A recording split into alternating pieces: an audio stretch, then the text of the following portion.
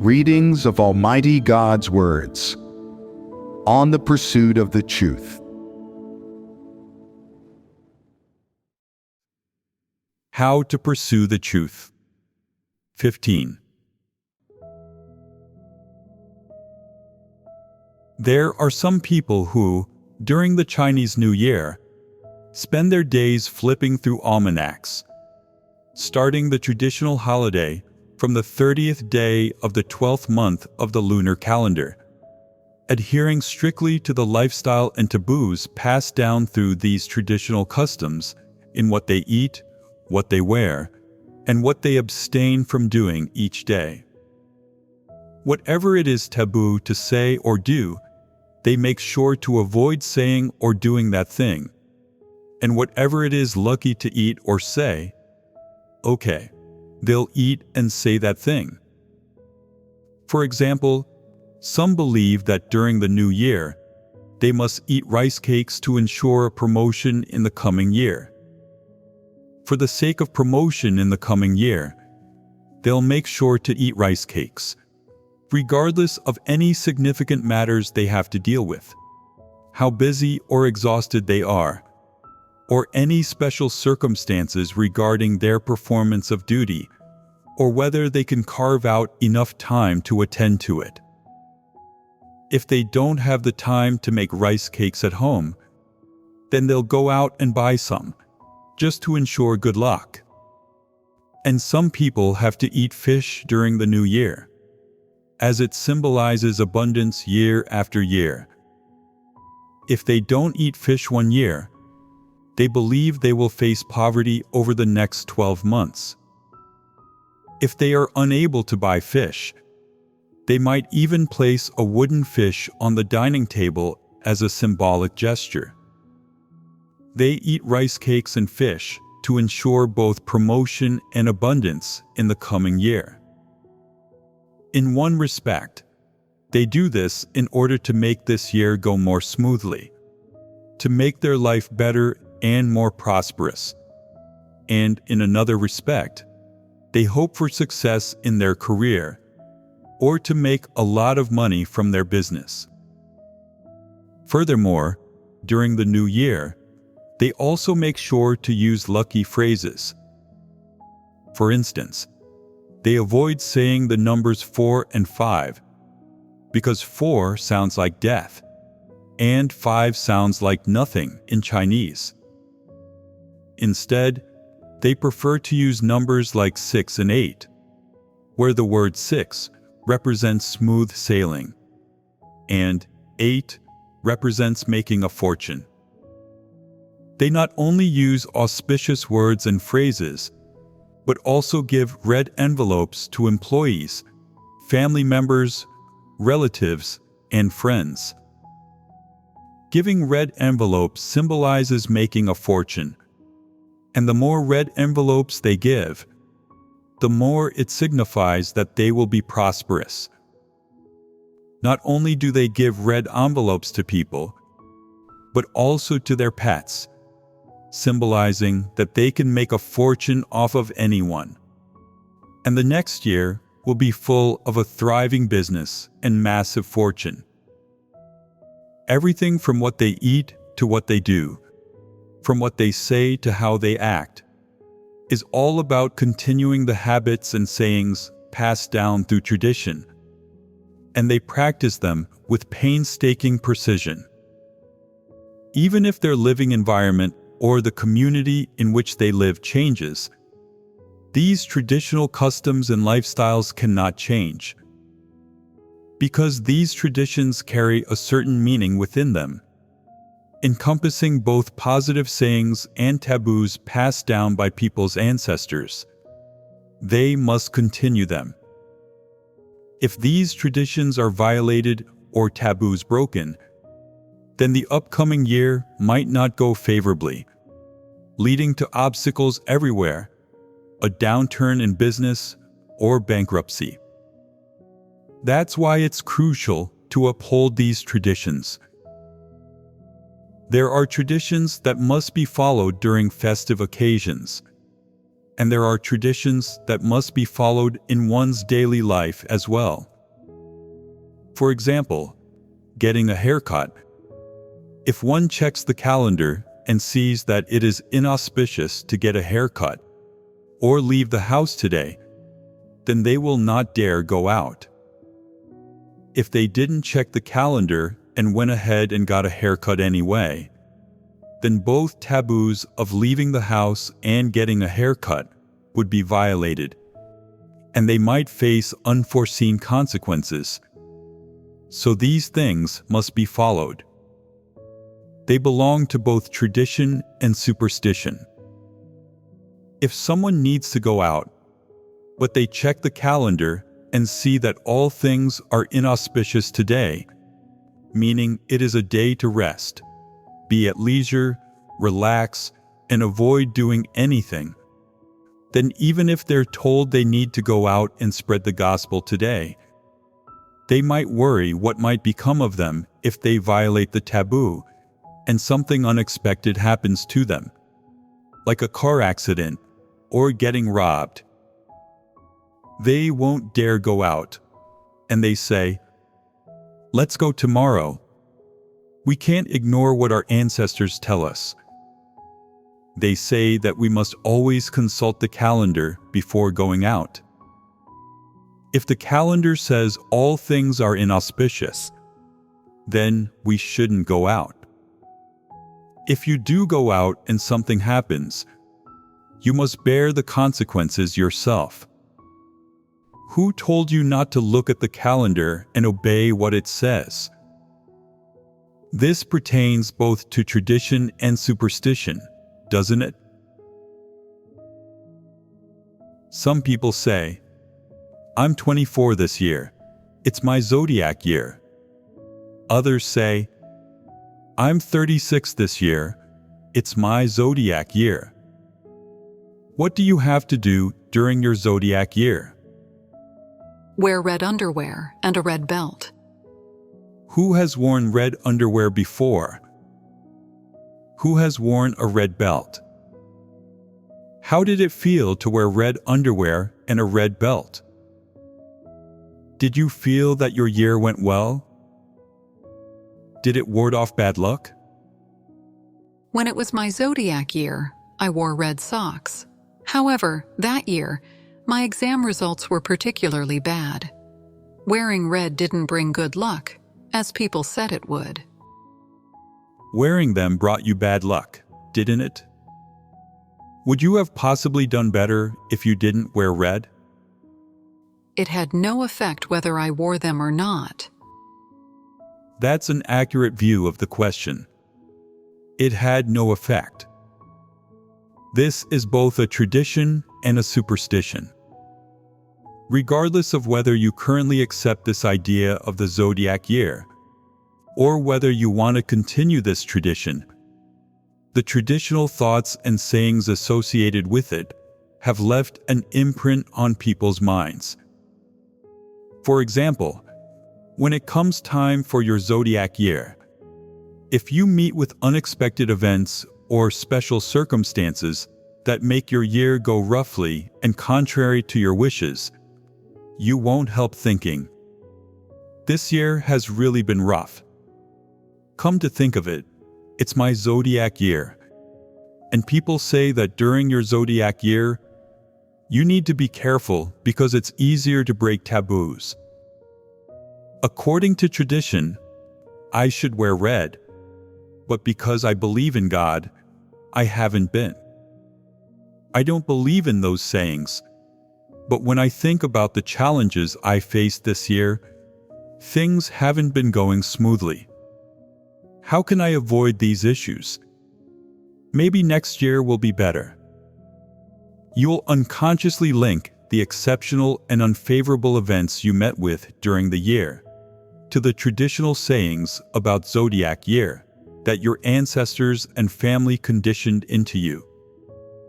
You'll use these sayings to validate the exceptional events you encountered during this year. And in doing so, you set aside the facts and essence behind them. You also set aside the attitude you should have toward these situations and the lessons you should learn from them. You'll instinctively think of this year as a special one, unconsciously linking all the events that happened within it to your zodiac year. You will feel, this year has brought me some misfortunes, or this year has brought me some blessings. These ideas have a definite relation to the conditioning from your family. Regardless of whether they are correct or not, are they related to your zodiac year? They are not related. So are your perspectives and viewpoints on these matters correct? No, they are not. Why are they not correct? Is it because you have been influenced to some extent by the traditional thoughts instilled in you by your family? These traditional thoughts took precedence and occupied your mind. Then, when faced with these matters, your immediate reaction is to view them from the perspective of these traditional thoughts and viewpoints, while setting aside the perspective that God wants you to have, or the thoughts and viewpoints that you should have. What will be the ultimate result of how you view these matters? You will feel that this year has not been favorable, that it has been unlucky and contrary to your wishes. And then you will adopt depression and negativity as a means to evade, oppose, resist, and reject these things. So, is the reason for you giving rise to these emotions, thoughts, and viewpoints related to those traditional thoughts instilled in you by your family? In such matters, what should people let go of? They should let go of the perspective and stance from which they measure them. They shouldn't view these matters from the perspective that they encountered these situations, because this year is unlucky, unfavorable, contrary to their wishes, or they broke some taboo or didn't follow traditional practices. Instead, you should take up each of these matters one by one, and first and foremost, you should at the very least view them from the perspective of a created being. Say that these matters, whether good or bad, whether in line with or against your wishes, whether favorable or unlucky to human eyes, are arranged by God, under God's sovereignty, and come from God. Is there an advantage to adopting this type of perspective and stance on these matters? What is the first advantage? You can accept these matters from God, which means to some extent, you can adopt a mentality of submission. The second advantage is that you can learn a lesson and gain something from these disappointing matters. The third advantage is that from these disappointing matters, you can recognize your own shortcomings and deficiencies, as well as your own corrupt disposition. The fourth advantage is that in these disappointing matters, you can repent and turn back. Let go of your previous thoughts and viewpoints, of your previous way of living, of your various misunderstandings about God, and return before God, accepting His orchestrations with an attitude of submission, even if they pertain to God's chastisement and judgment, His chastening and disciplining of you, or His punishment. You will be willing to submit to it all and not blame heaven and other people, nor tie everything back to the viewpoint and stance instilled in you by traditional thoughts, but instead view each matter from the perspective of a created being. This is beneficial to you in many ways. Aren't all these things beneficial? On the other hand, if you view these matters based on the traditional thoughts instilled in you by your family, you will try every possible means to evade them. What does evading them mean? It means finding various ways to avoid these misfortunes, to avoid these disappointing, unfavorable, unlucky matters. Someone says, "It's the little demons messing with you." If you wear red clothes, you can avoid them. Wearing red clothes is like when you are given a talisman in Buddhism. A talisman is a piece of yellow paper with a few red characters written upon it. You can stick it on your forehead, sew it into your clothes, or put it under your pillow, and it will help you steer clear of these things. When people don't have a positive path of practice, their only recourse is to seek help from these crooked and evil paths, because no one wants to be unlucky or face any misfortune. Everyone wants things to go smoothly. This is an instinctual reaction on the part of corrupted humankind when facing worldly matters. You want to evade these matters or use various human means to resolve them, because you have neither the correct path to address them, nor the right thoughts and viewpoints to face them. You can only view these things from the perspective of an unbeliever. So your first reaction is to avoid them, not wanting to encounter these things. You say, "Why are things so unfavorable for me? Why am I so unlucky? Why do I face being pruned every day? Why do I keep hitting the wall and making mistakes in everything I do? Why are my actions always exposed? Why do people around me always go against my wishes? Why do they target me, look down on me, and go against my will in everything?" As some people say, when you're unlucky, even cold water can get stuck in your teeth. Can cold water get stuck in your teeth? Do you chew cold water with your teeth? Isn't this nonsense? Isn't this blaming heaven and other people? What does it mean to be unlucky? Does that kind of thing really exist? It doesn't exist. If you truly recognize that everything is in God's hands, that everything is under God's sovereignty and arrangement, you wouldn't use words like unlucky, and you wouldn't try to evade matters. When people encounter matters that go contrary to their wishes, their first reaction is to evade them, and then they refuse them. If they can't refuse, evade, or hide from these matters, they start to resist them. Resistance isn't just contemplating in one's thoughts or going over it in one's mind. It involves taking action. In private, people engage in petty maneuvering, uttering provocative, self-justifying, self-preserving, self-glorifying, or self-embellishing statements to make themselves look good, so as to avoid being impacted by or dragged into an unlucky event. Once a person starts resisting, it can turn dangerous for them, can it? Tell me, when a person reaches the point where they start resisting, is there any function of the conscience and reason of normal humanity left in them?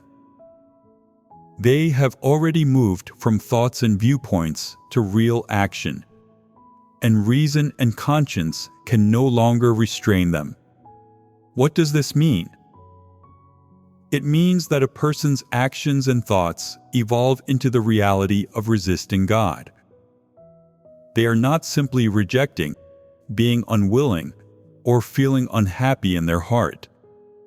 They are using their actions and actual deeds to resist. When it comes to resisting through real action, isn't this person basically done for? When the realities of rebelling against God, resisting God, and opposing Him have taken shape, It's no longer a problem of the path people are on. This has already produced a result. Isn't this very dangerous? So, even a tiny, insignificant traditional cultural idea, traditional thought, or superstitious saying can lead to very serious consequences. It's not just a simple lifestyle habit, a matter of what to eat, what to wear, or what to say or not say. It can go as far as what kind of attitude a person adopts when facing the environments that God has orchestrated. Therefore, these are also issues that people should let go of. In addition to upholding certain traditional ways of life and thoughts and viewpoints during major festivals, people also uphold them during certain minor festivals. For example, they eat sweet dumplings on the 15th day of the Lunar New Year. Why do people eat sweet dumplings? They symbolize that a family is reunited. A family is reunited. Have you eaten sweet dumplings during the past few years? I've eaten them at home, never at church. Is being reunited with one's family a good thing? Are there any good people in your family? Either they ask you for money or to repay a debt. If you possess fame and profit, they fawn over you and ask for a cut. And if you don't, they look down on you. There's eating sweet dumplings on the 15th day of the Lunar New Year, as well as other customs on various dates like the 2nd day of the 2nd lunar month, the 3rd day of the 3rd month, the 4th of the 4th month, the 5th of the 5th month. There's a mess of different things, and all kinds of food associated with them. These things that the world of unbelievers and demons do are all ridiculous. If you want to celebrate during a festival and enjoy some good food, then just say, you're going to enjoy some good food, and that's it. As long as your living conditions permit it, you can eat whatever you like. Enough with all these tricks, like eating rice cakes for promotion year after year, eating fish for abundance, or sweet dumplings for the family to be reunited. Chinese people also make rice dumplings, but for what purpose? Every year during various festivals, there are some dedicated individuals in the church who buy various items corresponding to each of the festivals, such as rice dumplings. I asked some of them, "Why do you eat rice dumplings?" They said, "It's for the Dragon Boat Festival on the 5th day of the 5th lunar month. Rice dumplings are quite tasty, but I don't know why there's a festival associated with them, or how it relates to people's lives and fortunes. I never did any research or put out a survey on it, so I don't know. Supposedly, it's to commemorate someone. But why should we eat these things in his memory? The rice dumplings should be given to that person. Whoever seeks to commemorate him should place rice dumplings in front of his grave or picture. They shouldn't be given to living people. This is not the business of the living. The living eat them on that person's behalf. That's absurd. The knowledge concerning these festivals, as well as what to eat during them, was obtained from unbelievers. I don't know the specific details, and certain details were later passed along through people in the church. Rice dumplings are eaten during the Dragon Boat Festival, and rice cakes during the Lunar New Year. In the West, people eat turkey on Thanksgiving. Why do they eat turkey? According to news reports, they eat turkey on Thanksgiving in order to give thanks. This is a tradition. There is another holiday in the West called Christmas, where people set up Christmas trees and wear new clothes. This is also a tradition. During this holiday, Westerners also must exchange pleasant words and good wishes, as well as blessings. They are not allowed to say bad words or curse words. All this is equivalent to the auspicious sayings of Eastern cultures, and their purpose is to prevent people from breaking taboos, or else the following year won't be favorable.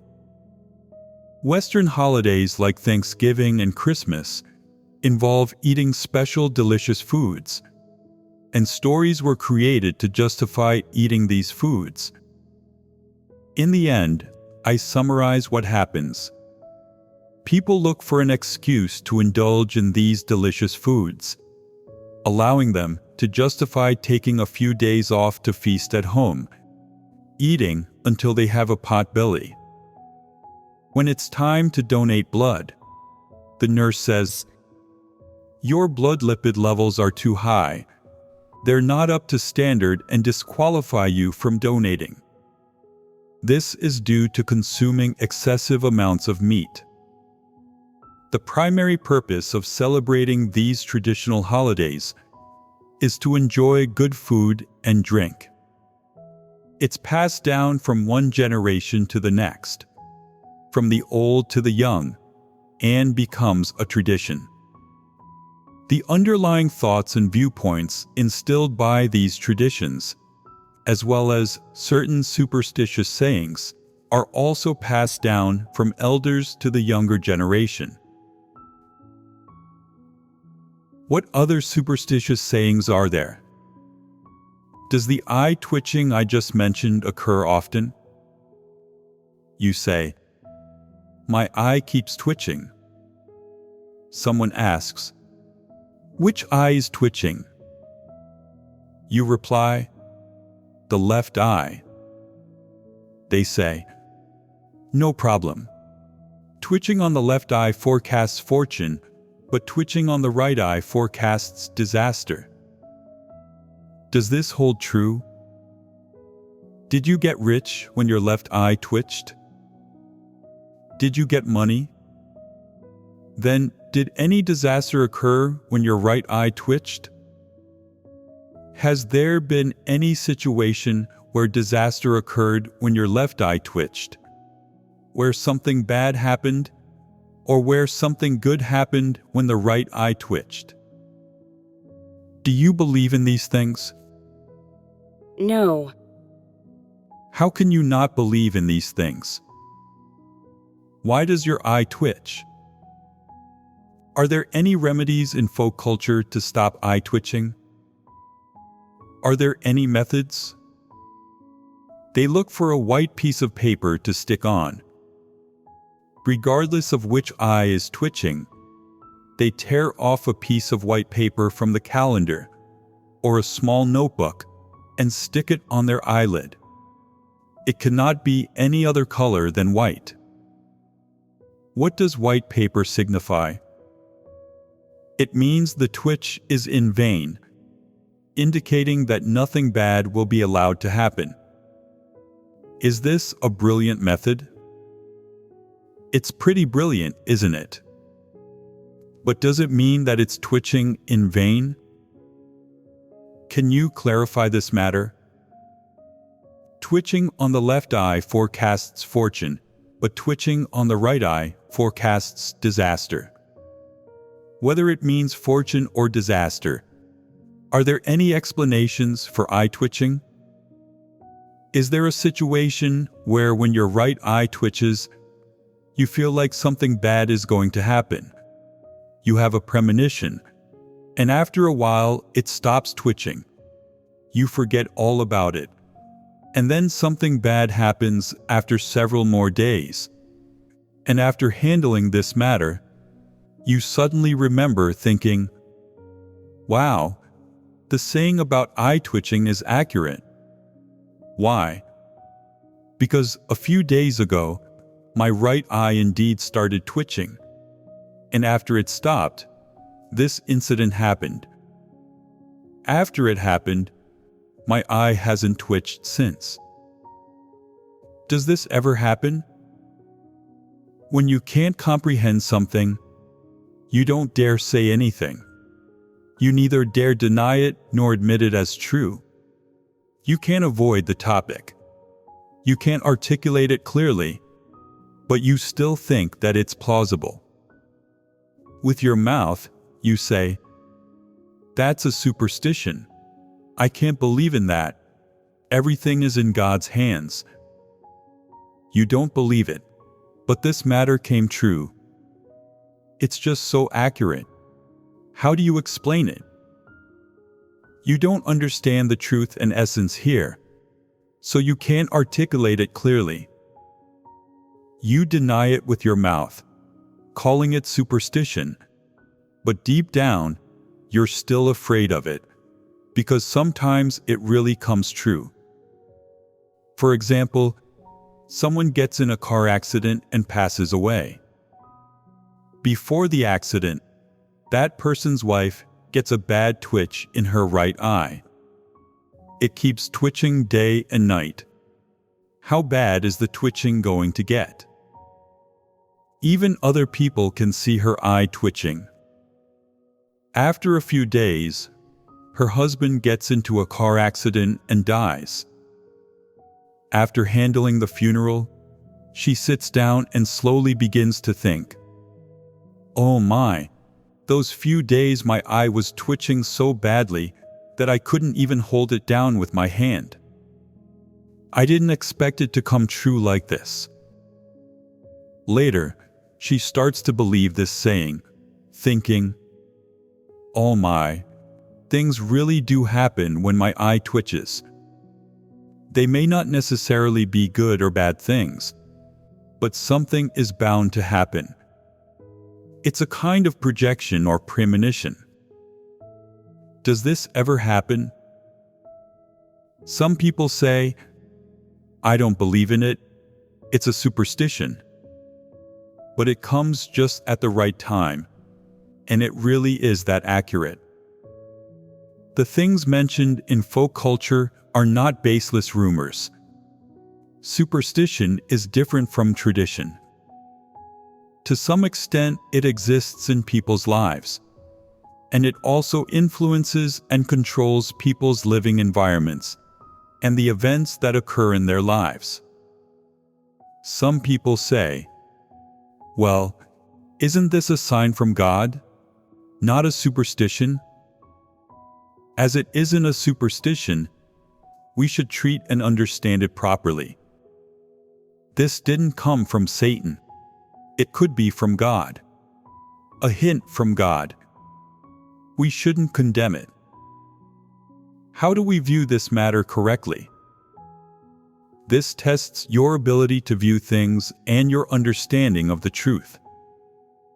If you treat everything uniformly, believing that all of it is superstition, there's no such thing, and I don't believe any of it. Is this a correct way to view things? For example, when unbelievers want to move house, they see on their almanac that it says, "Today is inauspicious for moving." So they follow this taboo and don't dare to move on that day. They check for a day where it says, "It is auspicious for moving," or "All matters are auspicious," before they move. After moving, nothing bad happens, and it doesn't affect their fortunes in the future. Does this happen? Some people see inauspicious for moving, but don't believe it. They move anyway.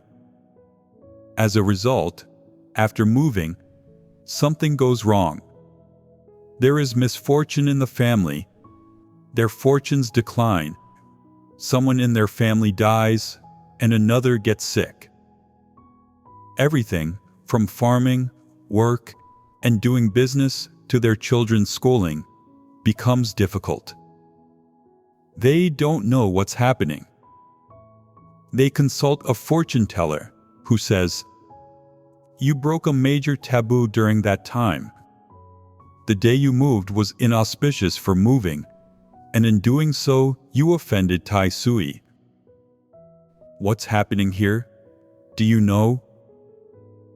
If you can't comprehend this, then you won't know how to handle such situations when they arise. If an unbeliever says, "Let me tell you, I moved on the day it was inauspicious for moving, and after moving, my family kept experiencing problems day after day, getting more and more unlucky, and we haven't had a good day since." Your heart may skip a beat when you hear it. You get scared thinking, "Oh my, if I don't follow the taboo, will the same happen to me?" You turn it over in your mind thinking, "I believe in God. I'm not afraid." But doubt still lingers in your mind, and you dare not break the taboo. How should we view these superstitious sayings? Let's start with the matter of eye twitching. Do we all know what eye twitching is all about? The most basic understanding people have is that it predicts what might happen in the future, whether that thing will be good or bad. But is this superstition or not? Go ahead. It is superstition. It's superstition. Next question. Should people who have faith in God believe in this saying? They should not. Why shouldn't they believe? Because our fortunes and misfortunes are managed and orchestrated in the hands of God, and have nothing to do with whether your eye twitches or not. Everything we face is under God's sovereignty and arrangement, and we should submit to it. Let's say one day your eye twitches badly for a whole day, and it continues into the next morning. Afterward, something happens, and you are pruned. After being pruned, your eye twitch stops. What would you think? My eye twitch was a sign that I was going to be pruned. Is this just a coincidence? Is it superstition? Sometimes it is just a coincidence. Sometimes such things happen. What's going on? It feels like eye twitching might be part of normal bodily rhythm, and it shouldn't be associated with being pruned. Eye twitching should be understood like this. No matter whether people believe that one eye twitching indicates fortune and another indicates disaster, God created the human body with many mysteries. How deep these mysteries go, what specific details are involved in it, what instincts, abilities, and potential the human body has. Humans don't possess this knowledge on their own. Whether the human body can perceive the spiritual realm, whether it possesses what some call a sixth sense, people don't know. Should people bother to understand these unknown aspects of the human body? There's no need. People don't need to understand what mysteries exist within the human body. Even though they don't need to understand, they should have a basic understanding that the human body is not simple. It is fundamentally different from anything or object not created by God, such as a table, a chair, or a computer. The nature of these things is entirely different from that of the human body. These lifeless objects have no perception of the spiritual realm, while the human body, a living thing that comes from God, that is created by God, can sense how to perceive its immediate environment, atmosphere, and certain special objects, as well as how to react to the surrounding environment and upcoming events. It's not simple. These things are all a mystery. Not only can the human body sense things that are cold, hot, pleasant, or disagreeable to smell, sweet, sour, and spicy, but there are also certain mysteries that the subjective consciousness of the individual is not aware of. Humans do not know about these things. So, specifically speaking, whether eye twitching is related to someone's nerves, to their sixth sense, or to something involving the spiritual realm, we won't delve into this. In any case, this phenomenon exists, and we won't investigate its purpose and meaning for existing. Regardless, there are certain sayings about eye twitching both in the family and in folk culture. Whether these sayings consist of superstition or not, at the end of the day, it is a sign that manifests in the human body in advance of certain events taking place in a living environment. Now, does this manner of manifestation belong to superstition, to tradition, or to science? It is something that cannot be researched. It is a mystery. In short, within real life, over thousands of years from ancient times to the present, humanity has concluded that someone's eye twitching is somehow connected to events that are going to happen around them. Whether this connection is related to wealth, luck, or some other aspect of a person's life is impossible to research. This is also a mystery. Why is it considered a mystery? Many things involve the spiritual realm beyond the material world, which you can't see or feel even if they were told to you. That's why it is considered a mystery. Since these matters are mysteries and people can't see or feel them, but certain feelings of foreboding and prescience still exist in humans, how should people deal with them? The simplest rule is to just ignore them. Don't believe that they have anything to do with your wealth or luck. Don't worry that bad things might happen when your right eye twitches. And certainly don't rejoice when your left eye twitches, thinking you'll become wealthy. Don't let these things affect you. The main reason is that you don't have the ability to foresee the future. Everything is orchestrated and governed by God. Whether what is going to happen will be good or bad, it is all in God's hands. The only attitude you should hold is submission to God's orchestration and arrangement. Don't make predictions or any unnecessary sacrifices, preparations, or struggles. Whatever is going to happen will happen, because it is all in God's hands. No one can change God's thoughts, His plans, or what He is determined to make happen. Whether you stick white paper to your eyelid, press on your eyelid with your hand, or rely on science or superstition, none of it will make a difference. What is going to happen, will come true, and you can't change it because it's all in God's hands. Any attempt to avoid it is foolish, a futile sacrifice, and unnecessary. Doing so would only show that you are rebellious and stubborn, lacking a submissive attitude toward God. Do you understand? So whether eye twitching is considered superstition or science, your attitude should be this. Don't feel happy when your left eye twitches. And don't be fearful, terrified, worried, rejecting, or resistant when your right eye twitches. Even if something does happen after your eye twitches, you should face it calmly because everything is in God's hands. You don't need to fear or worry.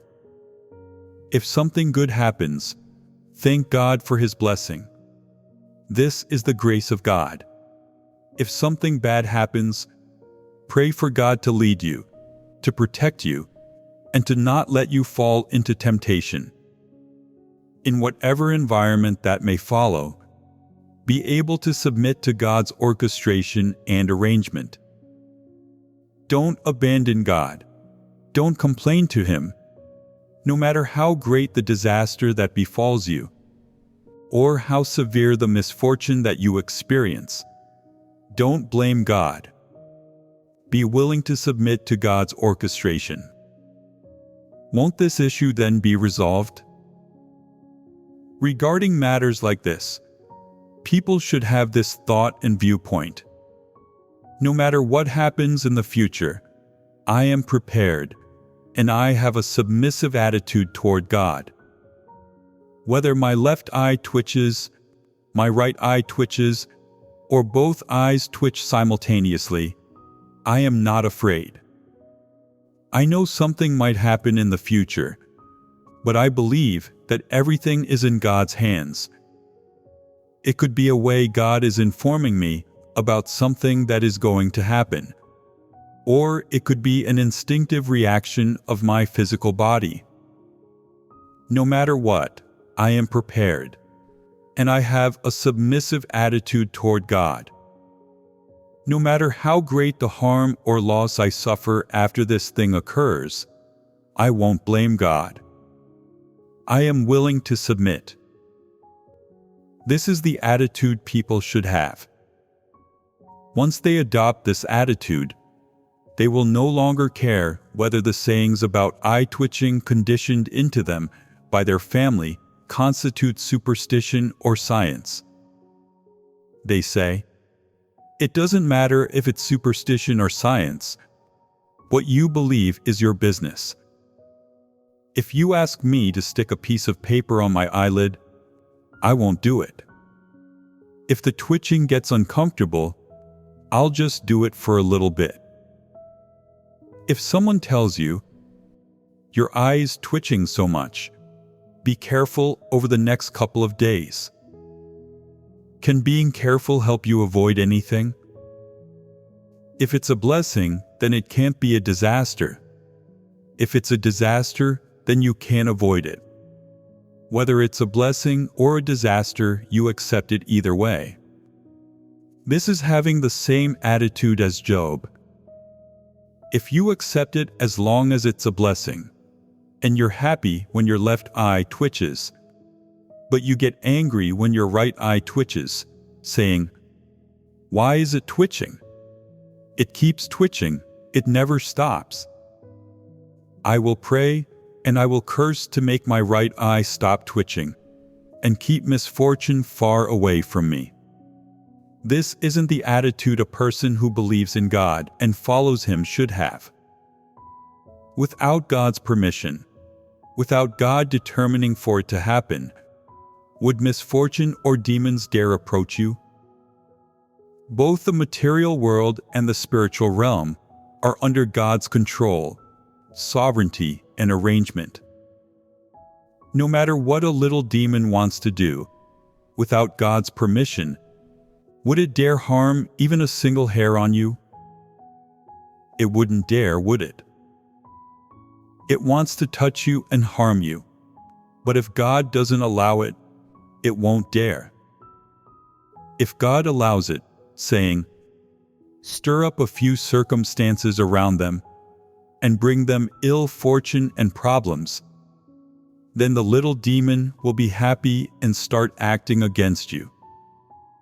If you have faith in God and you overcome it, standing firm in your testimony, not denying or betraying God, not letting it succeed, then when the little demon comes before God, it won't be able to accuse you anymore.